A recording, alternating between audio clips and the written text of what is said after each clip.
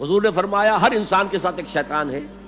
किसी सहाबी ने बड़ी हिम्मत की या जुरत की या जसारत की, जो भी चाहे आप लफ्ज इस्तेमाल करें, पूछ लिया हुजूर क्या आपके साथ भी है? फरमाया हाँ है, लेकिन मैंने उसे मुसलमान कर लिया। एक हदीस नोट कर ली।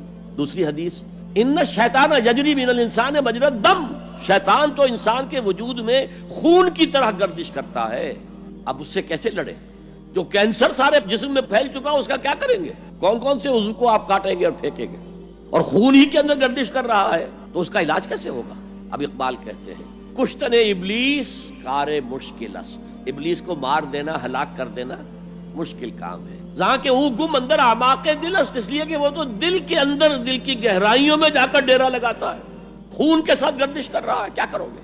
खुश तरह बाशद मुसलमानश कुनी, बेहतर यह है कि उसे मुसलमान कर लो। कुश्ते शमशीर कुरानश कुनी, उसे कुरान की शमशीर से उसका कला कमा करो।